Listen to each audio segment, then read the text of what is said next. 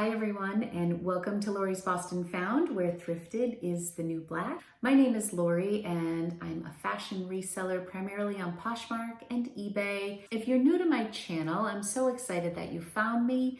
I sell things online full-time, and I have been a reseller since August of 2018. I started my YouTube channel in January of 2019, and I'm just kind of plugging along here.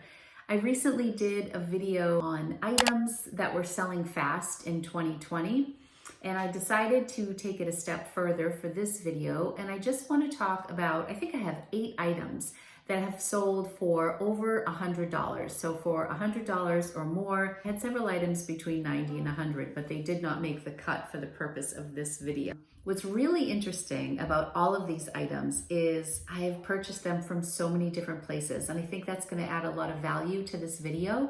So I won't only tell you what items sold for $100, but I'm also going to tell you where I sourced them from. And I'm also going to tell you how much I paid for each item.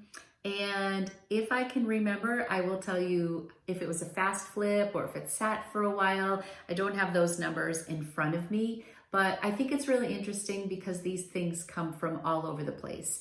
And I also want to note, if you're just getting started with reselling, this isn't meant to flex or anything like that. Sometimes it's just fun to see what items sell for, over $100. I find it exciting, but I do want to note that I sell between 125 and 150 items per month on Poshmark, exclusively on Poshmark.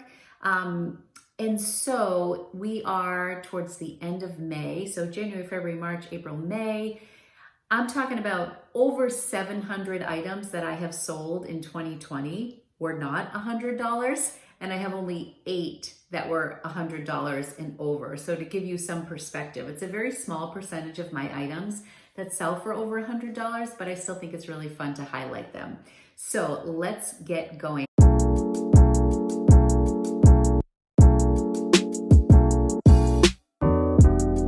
I do a what sold video at the end of every month or at the beginning of the following month.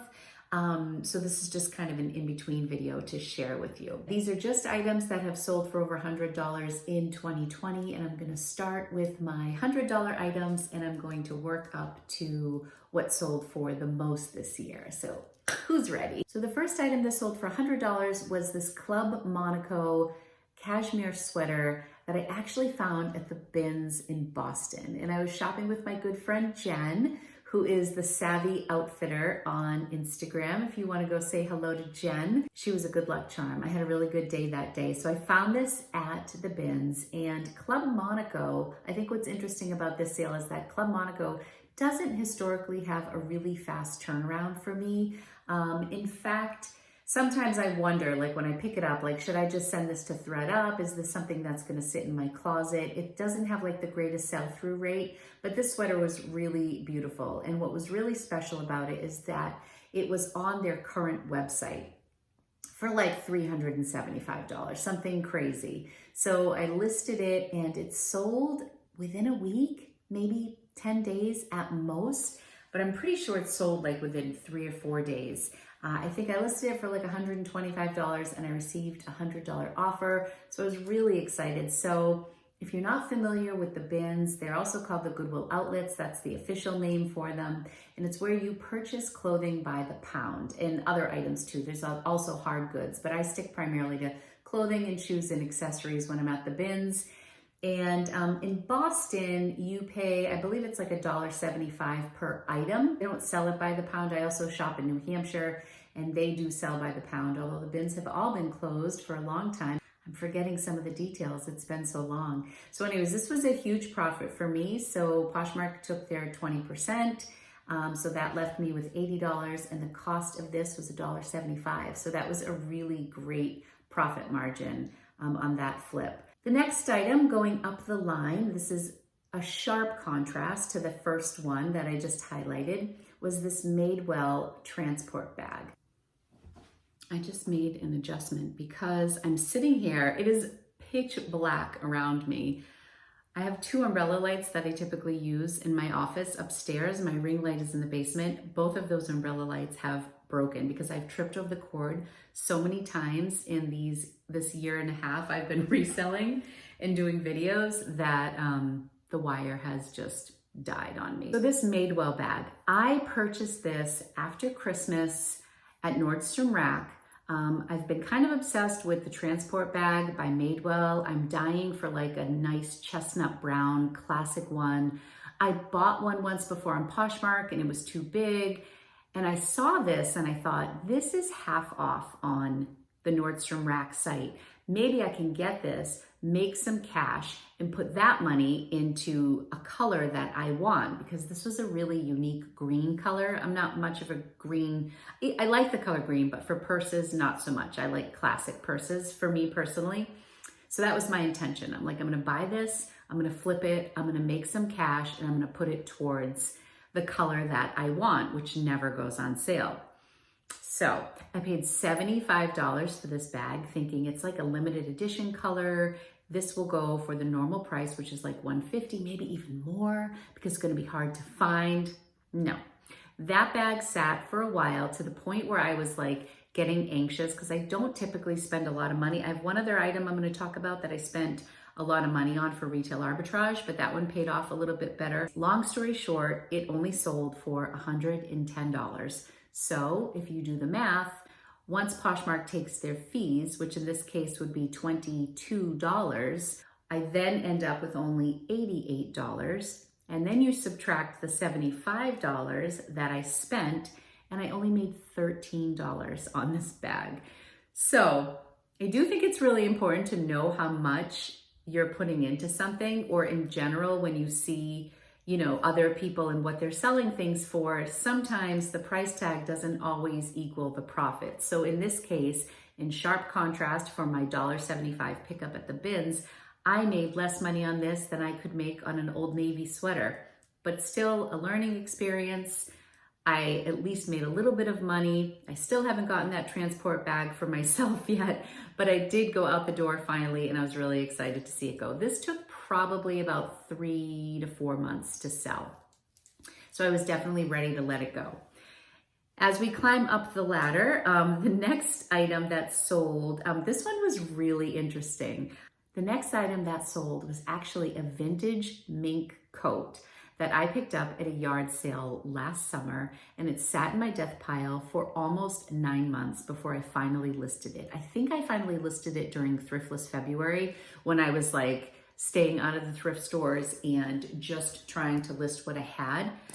Now, I am not typically a vintage shopper. I see value, and if I see a good vintage piece, I scoop it up, but I wouldn't say that it's my thing. But I did see this at a yard sale. They had it laid out on a blanket, and it still had its original hanger. And when I asked about it, they told me $10 for this mink coat. So I thought, oh my gosh, a mink coat. I have to do okay with it. Actually, I didn't know it was a mink until I explored a little more later on. Anyway, I started really high with this, and I also listed it on eBay. Because it's not my thing, I said, let's try, let's aim for the sky. So I think I listed it around 300 or 325, and it was in beautiful condition. It was a Clyde Bertram. I think it was like Michigan, where it was manufactured, where it was made. And there were some really good comps for this brand. But anyways, it did end up sitting for quite some time on both platforms. And then I lowered the price. Honestly, I can't remember if I got an offer, if I sent an offer, but in the end, it sold for $125, which I was really happy about because I only had $10 invested in it. So that was a great flip. And I actually even sold it like later in the winter, maybe March-ish, I think this sold, March or April, around that time. And it also goes to show you that you should really be listing your items. I'm sitting on these $100 items that are just in my death pile. So I was really happy that I finally listed it and moved it. And I hope whoever ended up with that beautiful vintage mink coat loved it. The coloring in it was absolutely gorgeous. Okay, moving on. The next item was also purchased on retail arbitrage. A lot of these items were retail arbitrage, and I think sometimes those are the items that fetch a lot of money, but you just have to be careful what your cost is. So this piece was actually featured recently in one of my What Sold videos. I purchased it at the store Sierra's after the holidays, And I didn't know this brand until I had seen it mentioned several times by other resellers. Specifically, I want to give a shout out to Karen over at Lavender Clothesline, who's a big fan of this brand. The brand is called Filson, and I never heard of it until I watched her video.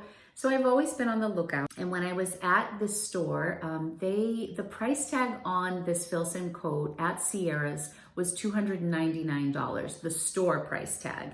And then it was further marked down to $75, and it sat alone, almost like it was a return, because there were several other coats in the clearance section. This was marked down significantly, like percentage-wise, a lot more than a lot of the other coats in the area. Heavy, I think it's called the Journeyman coat.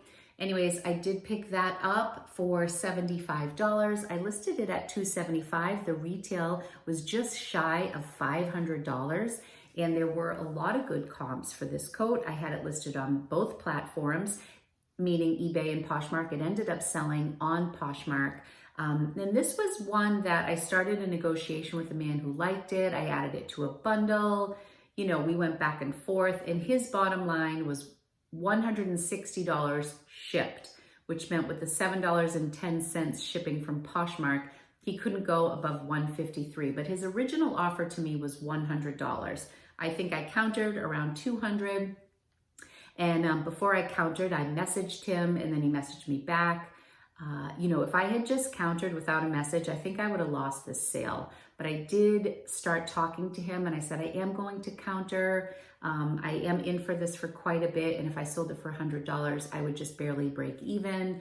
So we had a nice conversation. He was super polite and just said at the end of the day, I can't go above 153. So it was very heavy. At this point, we were heading into spring. I was happy to let it go. He actually got a really great deal. I ended up profiting about $40 on this coat. So not a huge profit. I didn't even double my money, but I did make some money, and I was able to offer a new quality piece to one of my customers. So I was excited about that. Next on my list was one I was really excited about. So we got one at the bins, 2 retail arbitrage, 1 at a yard sale. So why don't we head over to an estate sale for my next sale? The next item that sold, I did purchase at an estate sale. I was doing some shopping at an estate sale and been there a while. I like to hit estate sales on the second day or the day that it's ending. And I like to go towards the end of the day, because at that point, whatever they're not selling, they're packing up and they're bringing to a local Savers or Goodwill. Usually they don't want to pack things up. So I believe that the people who run the estate sales get very generous at the end of the sale. And that's when I picked this up. So I picked up this Gucci bag at an estate sale. It was marked a certain price, much higher than I paid for it. But the clasp, it wouldn't snap in. So the clasp was broken, but it didn't take away from the beauty of the bag. It was a vintage like envelope clutch Gucci bag. They thought it was authentic. It looked authentic, but I couldn't be sure. They had marked it down, I think, to about $45. And at the end of the day, I went up and said, what can you do for this? The clasp is broken. And the woman's like, oh my gosh, so many people have asked about that. I can't seem to move it because of the broken clasp. How about $20? And I was like, sold. I was so excited, $20. However, I wasn't sure that it was authentic. I was pretty sure it was authentic, but I wasn't positive. So I did end up having it authenticated on the website realauthentication.com. It was my first authentication, so I got $5 off, so I paid $15. So I was in this bag for $35, around there. Anyways, was it $20 or $24?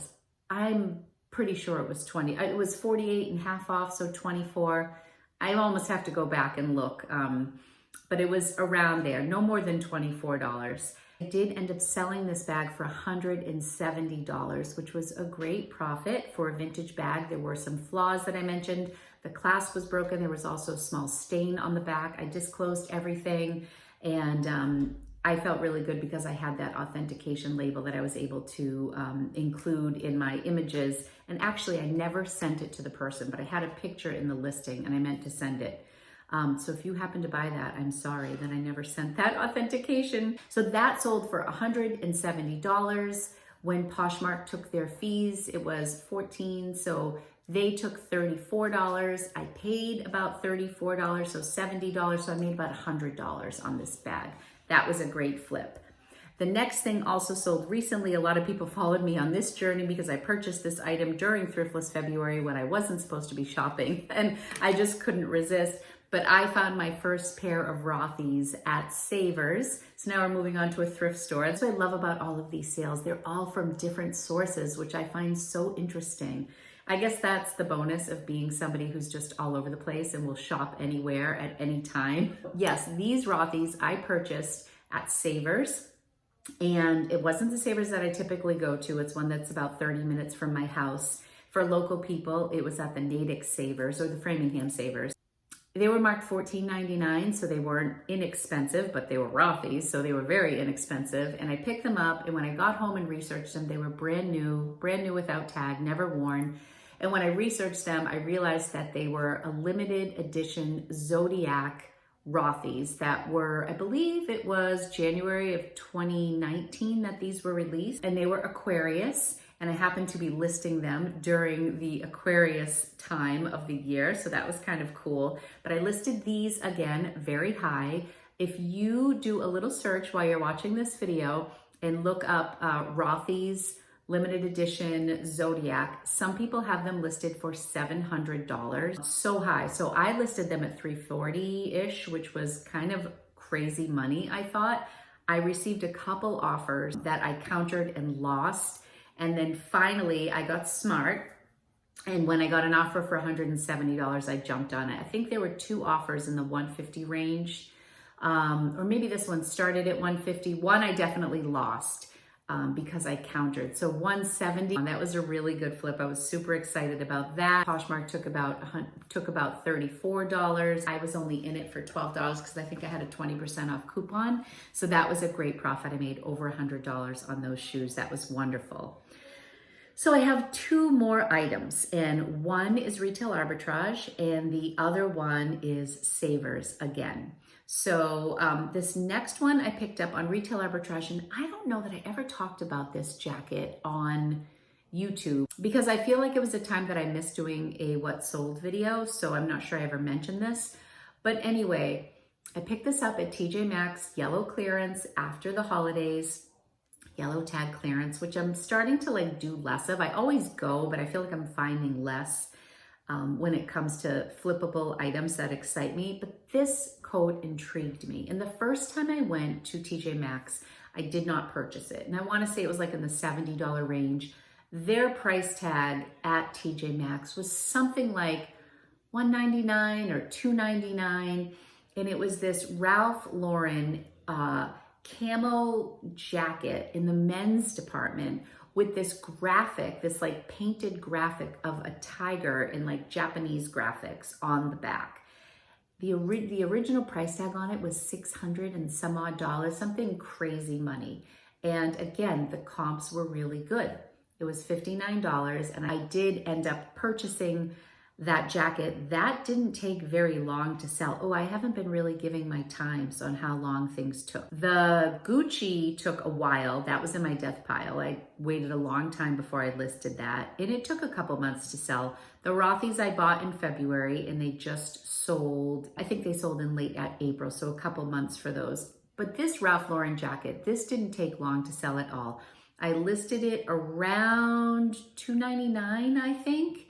And I received a $200 offer for it relatively quickly, within a month. And I was super excited about that. It also happened to be one of the highest priced items I have ever sold. Paid $59. Poshmark took $40.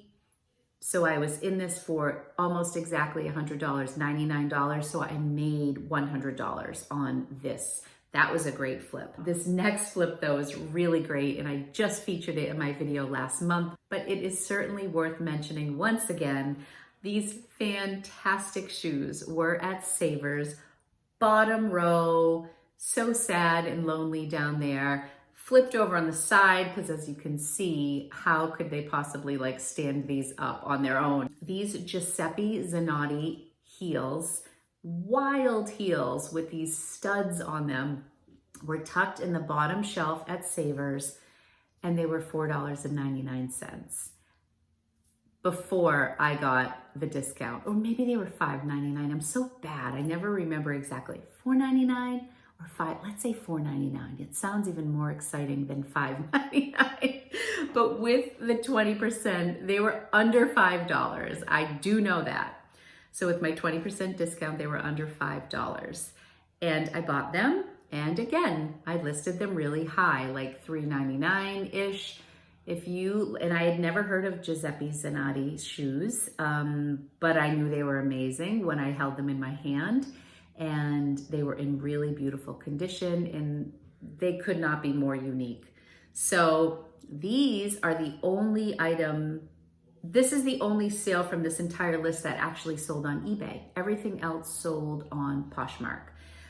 But these sold for $275 on eBay. I thought it was worth mentioning that the two items that have sold for the most in my closet were both sold on eBay. A lot of people say to me when I talk to them that they're apprehensive about listing things for higher dollar value on eBay, that there seems to be this perception that things sell for more money on Poshmark versus eBay. And that has not honestly been my experience. If anything, I feel better about listing something higher on eBay because I have international buyers. It's just a much wider audience than on Poshmark. Sometimes I feel a little guilty if I list things high on Poshmark because I have all of the beautiful people in my YouTube and Instagram community. And sometimes I'm like, oh, am I being greedy by listing it for this much? But I don't talk about my eBay that much. So sometimes I'll list things higher on eBay just to test the waters. Giuseppe Zanotti was my #1 sale so far in 2020. That is a wrap. Those are my 8 items that have sold for over $100 since the start of 2020. So we're not quite halfway there. I would love to make another 8 or 18 sales that are over $100, but that remains to be seen. I hope you enjoyed this video. Please do give me a thumbs up on your way out if you did enjoy it. And think about subscribing to my channel. I would love for you to join my community. I do release videos every Wednesday and every Sunday, usually sometime after dinner. I'm not really good. I don't schedule them, and I'm always like frantically like doing last minute edits before they go up. But I'm getting better. My schedule has really helped me. Also comment below if you like to know when my videos are coming out. If this has helped you, if you're somebody who watches my videos, is this something you like, having a predictable schedule? Because it has helped me. That's it. Comment below. Tell me any items that you have sold for over $100. Were they a big surprise? Were they retail arbitrage? Did you pick them up at a yard sale for 50 cents? I love these success stories. So comment away below. I want to hear all your stories about what you've sold. And if it wasn't $100, if it was your best sale and it was for 50 bucks, let me know. I want to hear that too. We're all on our different journeys here, and I hope everybody's doing well. I will be back on Sunday with a new video. So everybody have a great day. Thanks again so much for watching. Don't forget to subscribe. I love you guys, and I will see you real soon. Bye.